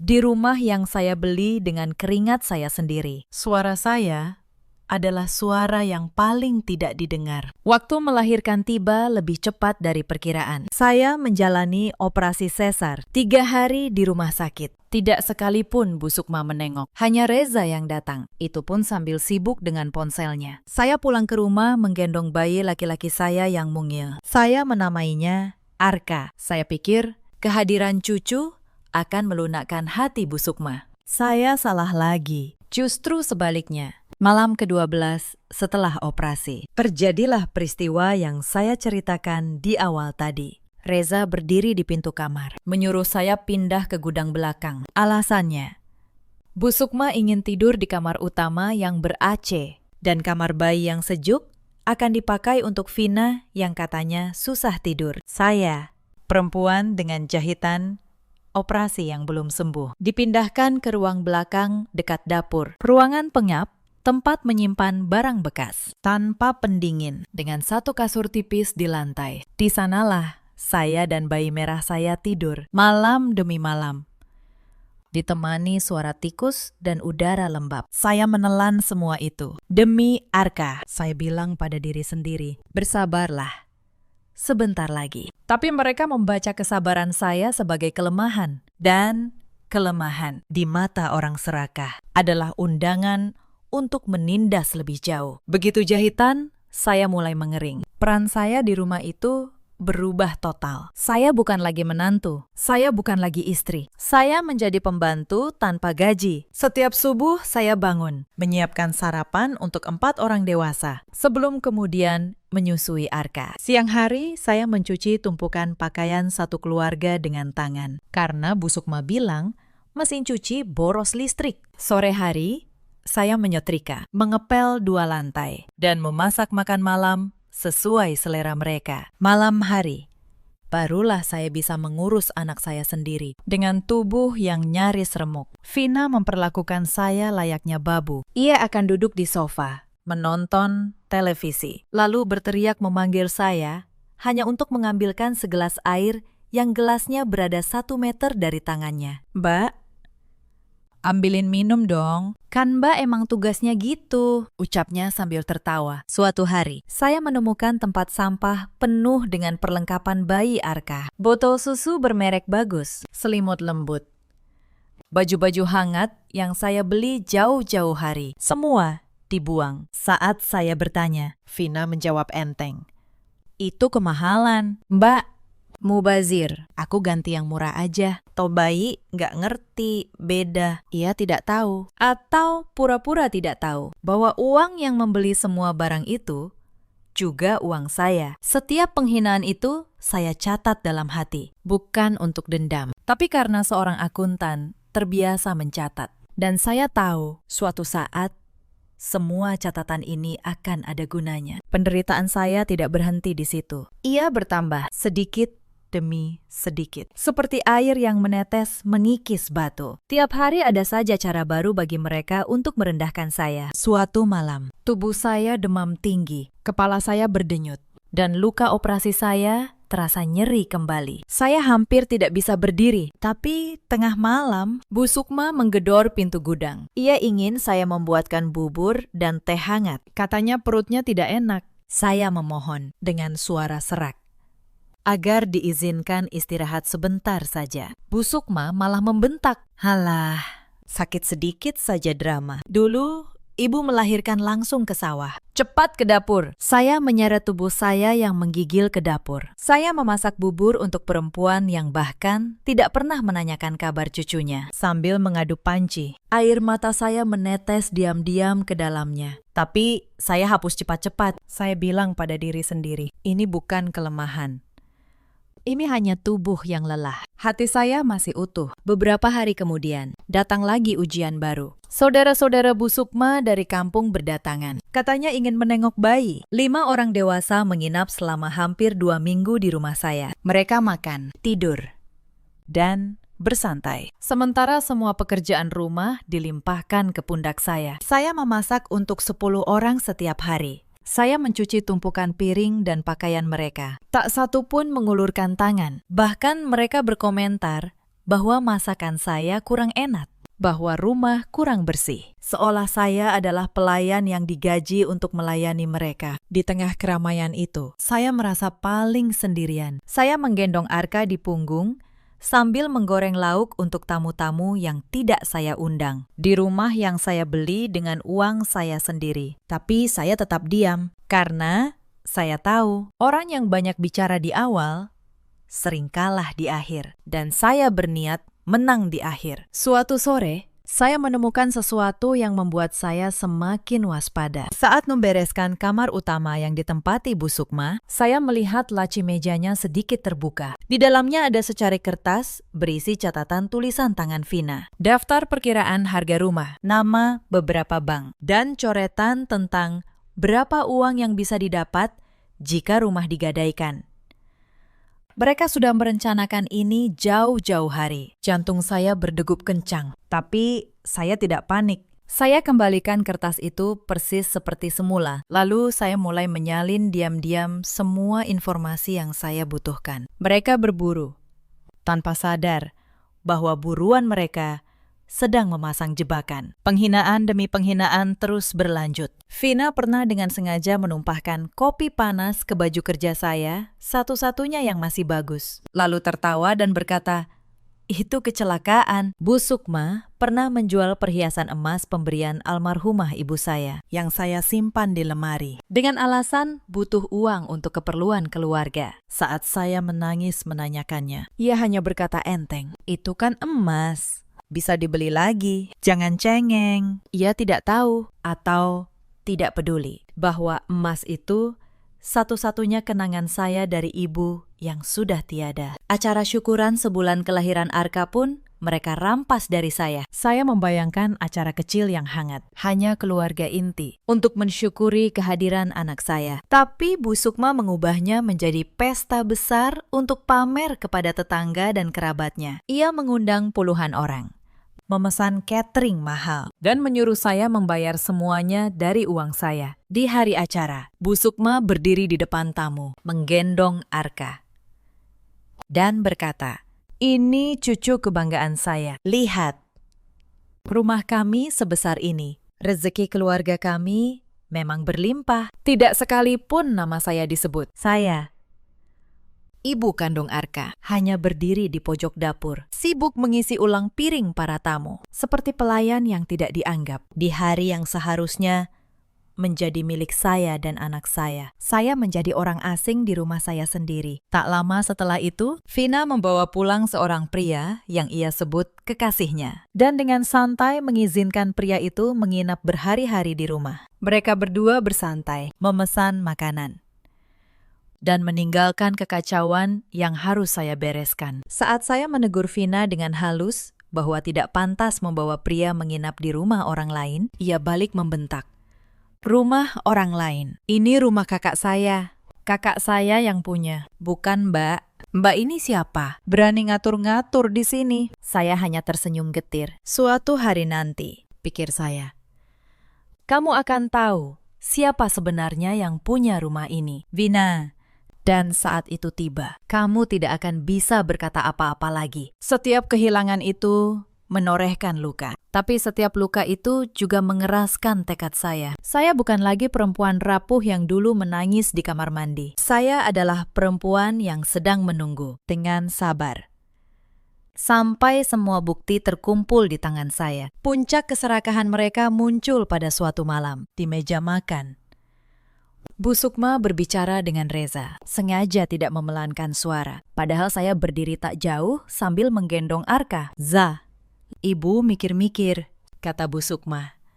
"Rumah ini kan kamu yang kepala keluarga. Tapi sertifikatnya kok atas nama istrimu? Itu nggak benar. Nanti kalau ada apa-apa, repot. Mendingan balik nama ke ibu saja, biar aman. Ibu kan orang tua. Gak mungkin macem-macem." Saya membeku. Jadi inilah tujuan akhirnya. Sejak awal, yang mereka incar bukan sekedar mengusir saya. Mereka mengincar rumah ini. Rumah yang seluruh nilainya saya bayar sendiri. Reza menoleh ke arah saya. "Nin, gimana? Ibu ada benarnya juga, biar nggak ada masalah ke depan." Saya menatap suami saya lama sekali. Lalu saya berkata dengan tenang, "Saya pikirkan dulu." "Mas." Bu Sukma mendengus. Dipikir-pikir, apalagi? Cuma tanda tangan kok susah amat? Atau jangan-jangan kamu mau menguasai harta anak saya sendiri, ya? Saya tidak menjawab. Saya membawa Arka masuk ke gudang, menutup pintu, dan duduk di kasur tipis itu sambil memeluk anak saya erat-erat. Otak akuntan saya mulai bekerja. Diam-diam, saya mulai menyusun rencana. Keesokan harinya, saya menelpon kantor saya dari telepon umum di luar rumah supaya tidak ada yang curiga. Saya pastikan satu hal, status saya masih karyawan aktif, hanya cuti melahirkan. Penghasilan saya, rekening saya, semua masih utuh dan atas nama saya. Lalu saya menelpon satu orang lagi, Pak Hendra, notaris yang dulu mengurus pembelian rumah ini. Pak Hendra, kata saya pelan. Saya butuh memastikan semua dokumen rumah saya aman. Dan saya butuh bantuan Bapak untuk sesuatu. Tapi sebelum rencana saya matang, mereka bergerak lebih dulu. Beberapa hari kemudian, saat saya pulang dari membeli popok, saya melihat sebuah mobil asing terparkir di depan rumah. Di ruang tamu, Vina sedang berbincang akrab dengan seorang pria berpakaian rapi membawa mat tebal. Dari balik dinding, saya mendengar potongan kalimat yang membuat darah saya berdesir. Pria itu berkata, untuk proses balik nama dan pengajuan agunan, kami butuh tanda tangan pemilik sertifikat saat ini. Bu, mereka bukan hanya ingin mengganti nama, mereka ingin menjadikan rumah ini jaminan utang. Mereka ingin menggadaikan rumah saya, lalu menendang saya dan anak saya ke jalanan tanpa apa-apa. Malam itu, Bu Sukma masuk ke gudang tempat saya tidur. Di tangannya ada map berisi surat-surat dan sebuah pulpen. Ia melempar map itu ke kasur saya. Tanda tangani semua, katanya dingin. Besok. Kalau tidak, kamu dan anakmu keluar dari rumah ini. Saya bangkit perlahan. Saya menatap matanya. Lalu saya berkata, Bu, ini rumah saya. Saya yang membeli. Saya yang membayar. Plak. Tangan Bu Sukma mendarat keras di pipi saya. Arka yang sedang saya gendong terkejut dan menangis kencang. Beraninya kamu ngaku-ngaku rumah anak saya, teriaknya. Dasar menantu durhaka. Saya tidak menangis, saya hanya menatapnya. Dengan pipi yang panas dan hati yang justru semakin dingin. Tapi ada satu hal yang Bu Sukma tidak sadari malam itu. Di ambang pintu gudang, Reza berdiri mematung. Ia melihat semuanya. Ia melihat ibunya menampar istrinya. Ia melihat anaknya yang berumur 2 minggu menjerit ketakutan. Dan untuk pertama kalinya dalam 3 tahun, sesuatu di wajah suami saya itu retak. Malam itu, Reza tidak mengatakan apa-apa. Ia menarik ibunya keluar dari gudang dengan halus, lalu menutup pintu. Saya mendengar suara mereka berdebat lirih di lorong. Saya tidak bisa menangkap semua kata. Tapi saya mendengar Reza berkata satu kalimat yang tidak pernah ia ucapkan sebelumnya. Bu, sudah cukup. Keesokan paginya, suasana di rumah aneh. Bu Sukma dan Vina memandang saya dengan tatapan penuh kemenangan. Yakin saya akan menyerah hari itu. Reza menghindari mata saya. Saya berpura-pura kalah. Saya menunduk. Saya menyiapkan sarapan seperti biasa. Saya berkata dengan suara lemah bahwa saya butuh waktu beberapa hari untuk mengurus surat-surat yang katanya mereka minta. Bu Sukma tersenyum puas. Nah, gitu dong. Dari awal nurut kan enak. Mereka mengira saya sedang menyiapkan dokumen untuk menyerahkan rumah. Padahal, saya sedang menyiapkan dokumen untuk merebut kembali hidup saya. Selama 3 hari berikutnya, saya bergerak dalam diam. Saat semua orang tidur siang, saya menelpon Pak Hendra dan menjelaskan seluruh situasi. Sebagai notaris yang dulu menangani pembelian rumah, beliau memegang seluruh berkas asli, akta jual beli, bukti pembayaran, riwayat cicilan dari rekening saya, sampai sertifikat hak milik yang sah. Semua atas nama Anindya, hanya nama saya. Bu Anindya, kata Pak Hendra di telepon. Secara hukum, posisi ibu sangat kuat. Rumah ini 100% milik ibu. Tidak ada satupun pihak yang bisa membalik nama atau menggadaikannya tanpa tanda tangan asli ibu di hadapan saya. Dan saya tidak akan pernah memproses dokumen apapun yang ibu tidak setujui. Lalu beliau menambahkan sesuatu yang membuat saya menarik napas lega. Bahkan secara hukum, ibu berhak meminta siapapun yang tinggal di properti milik ibu untuk pergi. Jika mereka menolak, ibu bisa menempuh jalur resmi. Saya bisa siapkan surat-suratnya. Saya juga menghubungi kantor saya. Saya bicara dengan atasan saya, menjelaskan bahwa saya siap kembali bekerja kapan saja. Posisi saya aman, gaji saya utuh. Saya tidak pernah benar-benar kehilangan kemandirian saya. Saya hanya menyembunyikannya dan membiarkan mereka mengira saya tak berdaya. Pria yang membawa map tebal itu, yang ternyata seorang calo pengurusan kredit yang disewa Vina, datang lagi pada hari keempat. Kali ini, saya yang membukakan pintu. Saya menyambutnya dengan sopan, lalu berkata dengan tenang, "Maaf, Pakistan, saya pemilik sah rumah ini. Sertifikat atas nama saya. Saya tidak pernah dan tidak akan pernah menyetujui pengajuan agunan apapun. Jika Bapak melanjutkan, Bapak bisa terseret kasus pemalsuan. Sebaiknya Bapak pergi." Wajah pria itu langsung pucat. Ia menatap Vina yang berdiri kaku di belakang saya, lalu buru-buru mengambil tasnya dan pergi tanpa pamit. Vina ternganga. "Mbak ngomong apa barusan?" Suaranya bergetar. Saya hanya tersenyum tipis. "Nanti kamu akan tahu." Vin, itulah awal dari runtuhnya semua rencana mereka. Tapi saya belum selesai. Saya menunggu satu momen yang tepat. Momen di mana semua orang yang pernah menghina saya berkumpul di satu ruangan. Dan momen itu datang akhir pekan berikutnya, saat Bu Sukma mengadakan acara arisan keluarga besar di rumah. Rumah saya, Sabtu siang itu. Rumah dipenuhi sanak saudara dari pihak Bu Sukma. Ada para bibi, om, sepupu Reza, dan beberapa tetangga lama dari kampung. Bu Sukma berdandan rapi, memamerkan rumah megah itu kepada semua tamu, seolah itu adalah istananya sendiri. Ia berkeliling, menunjuk lampu kristal, sofa kulit, dan lantai marmer, sambil berkata dengan bangga, "Ini semua hasil jerih payah keluarga kami. Anak saya, Reza, memang hebat." Saya, seperti biasa, ditempatkan di dapur. Tugas saya menyiapkan dan mengantar hidangan untuk 20 lebih tamu. Saya mondar-mandir membawa nampan berisi opor, rendang, dan kue-kue. Sementara para tamu memandang saya seperti memandang pelayan catering. Tak satu pun dari mereka tahu bahwa perempuan yang mengantar makanan itu adalah pemilik rumah yang sedang mereka puji. Di tengah acara, Bu Sukma memanggil saya ke ruang tengah. Suaranya lantang, sengaja agar semua tamu mendengar. "Min, sini kamu," katanya.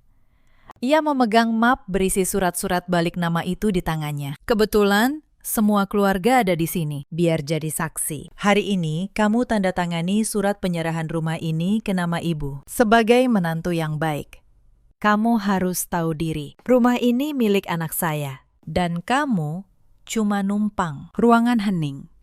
Semua mata tertuju pada saya. Beberapa bibi mulai berbisik, menatap saya dengan pandangan menghakimi. Salah satu dari mereka berkata cukup keras, "Iya, menantu mah harusnya nurut sama mertua. Jangan rakus." Vina berdiri di samping ibunya, melipat tangan, menyeringai penuh kemenangan. Ia yakin pertunjukan ini akan mempermalukan saya di depan seluruh keluarga. Saya berdiri diam beberapa saat. Saya meletakkan nampan yang saya bawa di atas meja dengan perlahan. Lalu, saya melepas celemek dapur yang melekat di tubuh saya, melipatnya rapi, dan meletakkannya di kursi. Gerakan tenang itu entah mengapa membuat ruangan semakin sunyi. "Baik, Bu," kata saya dengan suara jernih. "Saya akan jelaskan soal kepemilikan rumah ini di depan semua keluarga, supaya semuanya jadi saksi. Seperti permintaan ibu." Bu Sukma tersenyum lebar, mengira saya menyerah. "Nah,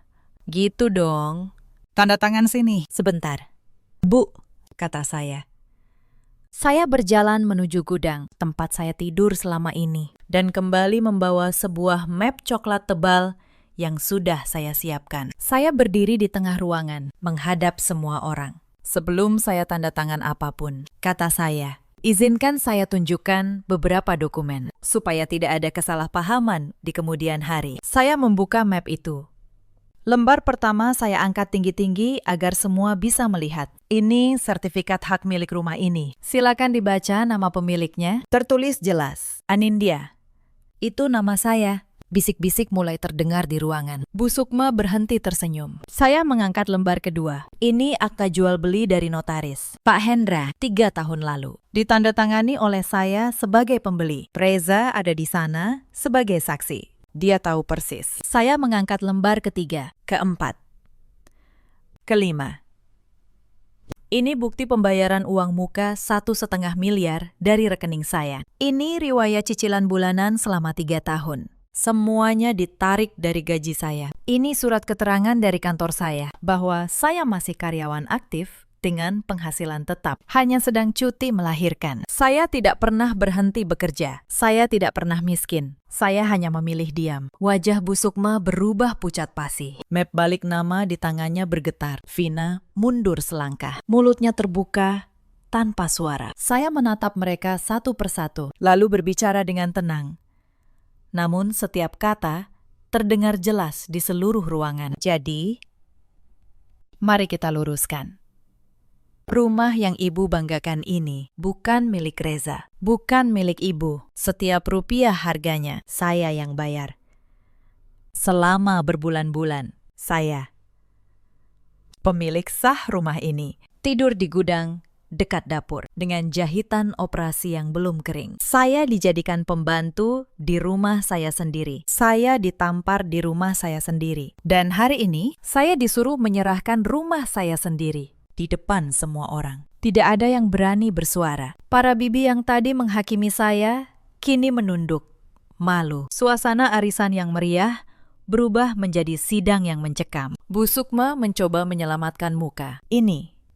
Ini pasti surat palsu. Kamu bikin-bikin dokumen ini untuk menipu keluarga kami. Tepat saat itu, bel pintu berbunyi. Saya sudah mengaturnya. Saya berjalan membuka pintu. Dan masuklah Pak Hendra, notaris itu. Dengan tas kerjanya. Beliau adalah orang yang sangat dihormati. Dan kehadirannya langsung membuat semua tamu terdiam. Selamat siang, kata Pak Hendra sopan.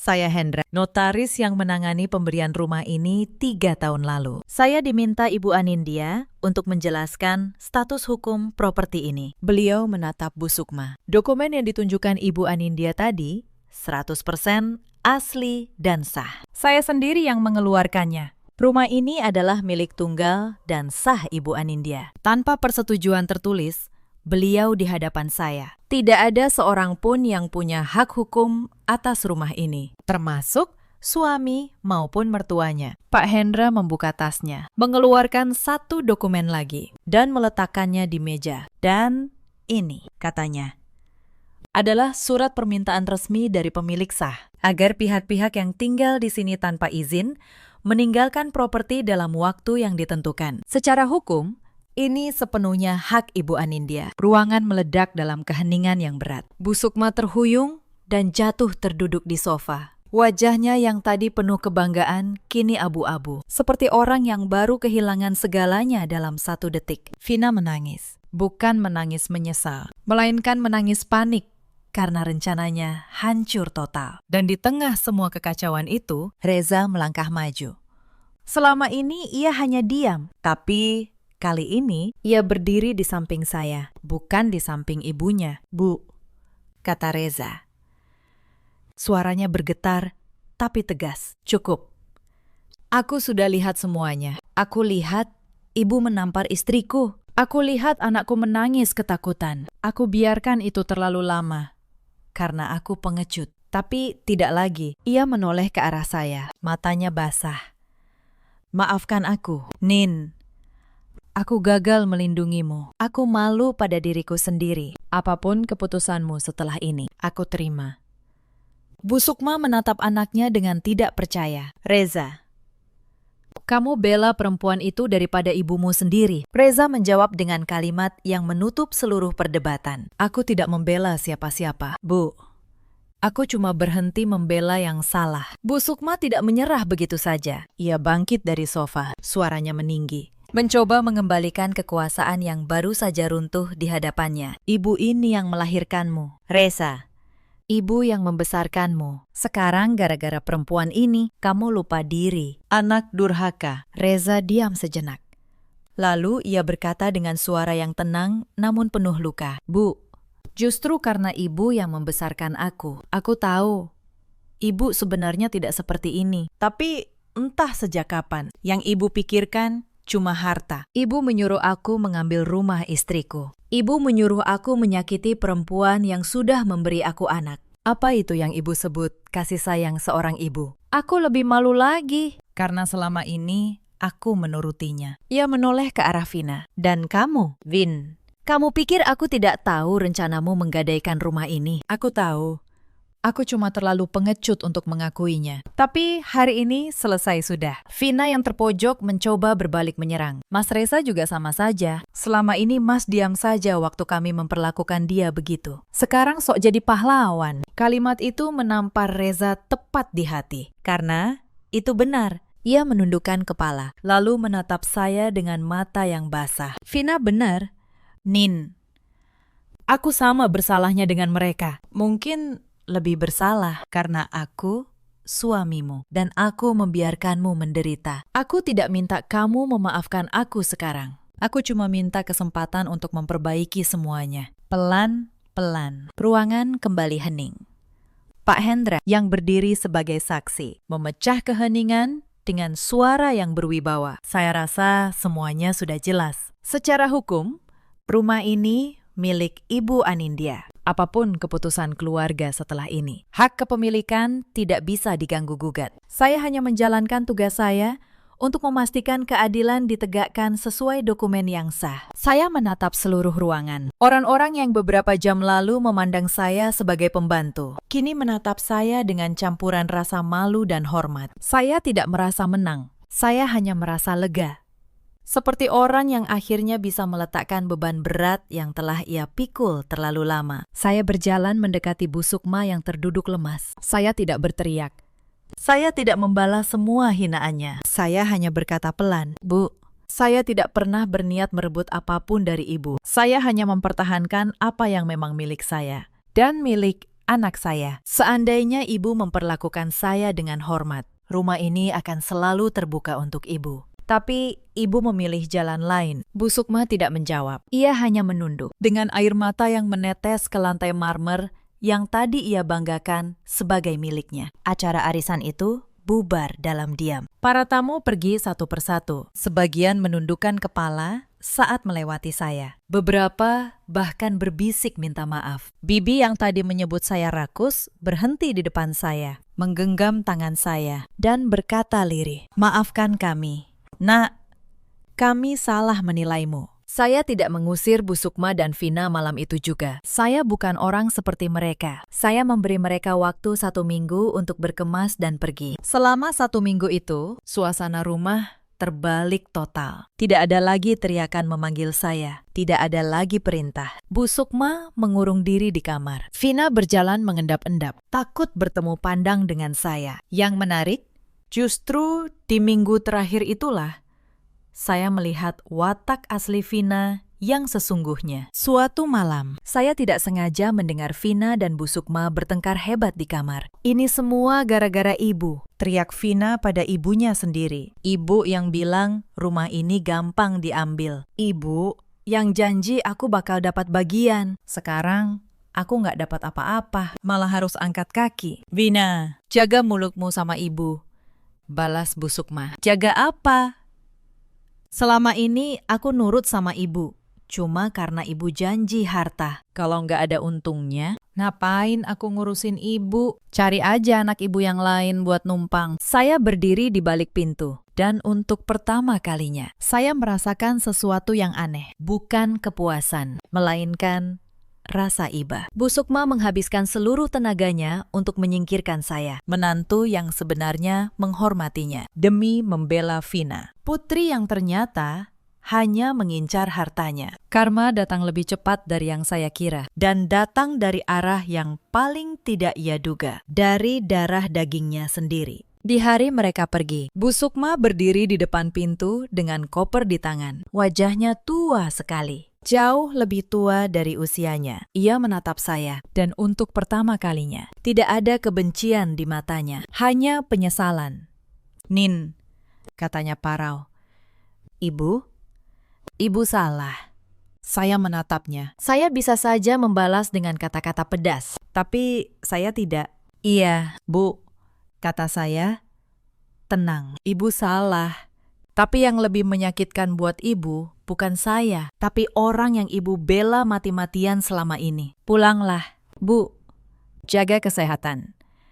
Bu Sukma menangis. Air matanya jatuh membasahi lantai marmer yang dulu ia banggakan. Lalu, ia pergi bersama Vina, yang bahkan tidak menengok ke belakang untuk membantunya membawa koper. Saya menutup pintu rumah saya. Rumah yang akhirnya kembali menjadi milik saya sepenuhnya. Saya berbalik dan melihat Reza menggendong Arka di ruang tengah. Untuk pertama kalinya dalam waktu yang lama, rumah itu terasa tenang. Hubungan saya dan Reza tidak langsung pulih begitu saja. Luka itu nyata. Saya butuh waktu untuk kembali percaya. Saya pun kembali ke kantor lebih cepat dari rencana. Hari pertama saya masuk. Atasan saya menyambut dengan hangat dan langsung mempercayakan kembali tim yang dulu saya pimpin. Rekan-rekan kerja saya, yang sebagian tahu sedikit tentang apa yang saya alami, memperlakukan saya dengan rasa hormat yang membuat saya hampir menangis. Di sana, di balik meja kerja saya menemukan kembali sosok diri saya yang dulu. Anindya yang mandiri, cakap,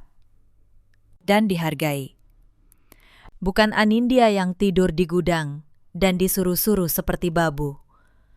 Saya menyadari satu hal penting selama berbulan-bulan di rumah itu. Mereka berusaha keras meyakinkan saya bahwa saya tidak berharga tanpa mereka. Padahal kenyataannya terbalik. Justru merekalah yang tidak berdaya tanpa saya, tanpa uang saya, tanpa rumah saya. Mereka hanya pandai membuat saya lupa akan kekuatan saya sendiri. Reza membuktikan penyesalannya dengan perbuatan, bukan janji.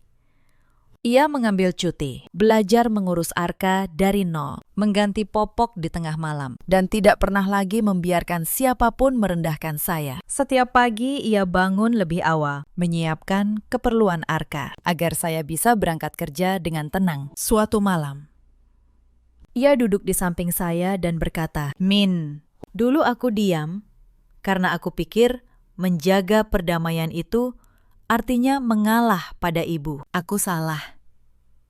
Perdamaian yang dibangun dari penderitaan orang yang kita cintai itu bukan perdamaian. Itu pengecut. Aku nggak akan pernah jadi pengecut lagi." Saya tidak menjawab dengan kata-kata. Saya hanya menyandarkan kepala di bahunya. Dan untuk pertama kalinya, sejak Arka lahir, saya tidur nyenyak. Bukan di gudang, tapi di kamar saya sendiri. Di rumah saya sendiri, di sisi suami yang akhirnya kembali menjadi manusia yang dulu saya cintai. Beberapa bulan kemudian, saya mendengar kabar tentang Bu Sukma. Ia tinggal kembali di kampung, di rumah lamanya yang sederhana. Vina sudah lama pergi, mencari sasaran lain untuk ditumpangi, dan jarang sekali menghubunginya. Yang merawat Bu Sukma di hari tuanya. Ironisnya, justru saya. Setiap bulan saya mengirim uang dan kebutuhannya. Bukan karena ia pantas, tapi karena ia neneknya Arka. Dan karena saya tidak ingin hati saya ikut mengeras seperti hatinya dulu. Suatu hari, Bu Sukma menelepon saya. Suaranya gemetar. "Nin," katanya, "kenapa kamu masih baik sama ibu setelah semua yang ibu lakukan?" Saya terdiam sejenak. Lalu saya menjawab, "Karena saya tidak mau menang dengan menjadi seperti ibu." "Bu, saya menang dengan tetap menjadi diri saya." Di ujung telepon, saya mendengar Bu Sukma terisak. Isakan seorang perempuan tua yang akhirnya mengerti terlambat bahwa harta yang ia kejar mati-matian tidak pernah sebanding dengan satu hal yang ia buang dengan tangannya sendiri. Penghormatan dari orang yang tulus padanya. Hari-hari saya kini berjalan dengan tenang. Setiap pagi, saya bangun di kamar saya sendiri, mendengar tawa Arka yang mulai bisa duduk, dan melihat Reza menyiapkan sarapan untuk kami bertiga. Rumah di Pondok Indah itu tidak lagi terasa seperti penjara. Ia kembali menjadi rumah. Tempat yang hangat, tempat saya bisa bernapas. Saya kembali bekerja dan kembali dipercaya memimpin tim di kantor. Angka-angka, neraca, dan dokumen yang dulu hanya pekerjaan saya, ternyata adalah perisai yang menyelamatkan hidup saya. Saya sering merenung, seandainya dulu saya menyerah pada tekanan Bu Sukma, seandainya saya benar-benar berhenti bekerja, seandainya saya tidak menyimpan setiap bukti dengan rapi, mungkin Hari ini saya dan Arka sudah berada di jalanan, tanpa rumah, tanpa apa-apa. Kemandirian seorang perempuan bukanlah keangkuhan. Ia adalah harga diri. Dan kadang, ia adalah satu-satunya penyelamat. Cerita ini mengajarkan kita banyak hal. Jangan pernah meremehkan ketenangan seseorang. Diam bukan berarti lemah. Kadang, orang yang paling banyak bersabar adalah orang yang paling kuat, karena ia sedang menunggu waktu yang tepat untuk berdiri. Dan jangan pernah dengan tangan kita sendiri membuang orang yang tulus mencintai kita demi keserakahan sesaat. Di luar sana, ada banyak perempuan yang mungkin sedang berada di posisi saya dulu. Diperlakukan seperti pembantu di rumahnya sendiri. Disuruh diam demi menjaga keutuhan keluarga. Dipaksa menyerahkan hak yang dengan susah payah ia perjuangkan. Jika kalian salah satunya, ingatlah ini. Kebaikan hati kalian bukan izin bagi orang lain untuk menindas. Pertahankan kelembutan kalian, tapi jangan pernah serahkan harga diri kalian. Ada juga banyak suami seperti Reza yang awalnya memilih diam karena takut menghadapi orang tuanya. Kepada mereka, ketahuilah, menjaga perdamaian dengan mengorbankan istri dan anak bukanlah kebijaksanaan. Itu adalah pengkhianatan yang dibungkus kata berbakti. Keberanian sejati seorang lelaki bukan saat ia menuruti semua kemauan ibunya, tapi saat ia berani membela yang benar, sekalipun itu menyakitkan. Dan ada pula para ibu mertua seperti Bu Sukma yang karena rasa takut kehilangan kuasa atas anaknya, justru menghancurkan keluarga anaknya sendiri. Mereka lupa, kasih sayang tidak diukur dari seberapa banyak harta yang bisa direbut, melainkan dari seberapa tulus hati yang bisa dirangkul. Bu Sukma mengejar sebuah rumah dan kehilangan keluarga. Ia membela putri yang serakah dan kehilangan menantu yang tulus. Itulah karma yang ia ciptakan dengan tangannya sendiri. Hari ini, Bu Sukma menjalani masa tuanya dalam sepi di kampung. Vina menghilang entah kemana, muncul hanya saat butuh uang. Sementara saya, Reza, dan Arka hidup tenang di rumah yang dulu menjadi medan perang itu. Saya tidak menyimpan dendam. Saya memilih untuk tetap mengirim kabar dan bantuan untuk Bu Sukma. Bukan karena saya lupa, tapi karena saya memilih untuk tidak menjadi seperti dia. Dalam hidup, kita selalu punya pilihan. Pilihan untuk membalas kebencian dengan kebencian, atau membalasnya dengan tetap menjaga kebaikan dalam diri kita. Saya memilih yang kedua, bukan karena mereka pantas, tapi karena saya tidak mau kehilangan diri saya sendiri dalam perjalanan menuntut keadilan. Bagaimana menurut kalian? Sahabat cerita, apakah keputusan saya sudah tepat? Atau kalian punya kisah serupa yang ingin kalian bagikan? Tulis di kolom komentar. Cerita kalian mungkin menjadi kekuatan bagi orang lain yang sedang berjuang dalam diam. Jika cerita ini menyentuh hati kalian, jangan lupa tekan tombol suka, bagikan kepada yang membutuhkan, dan subscribe untuk kisah-kisah berikutnya. Terima kasih sudah menemani sampai akhir. Sampai jumpa di cerita selanjutnya.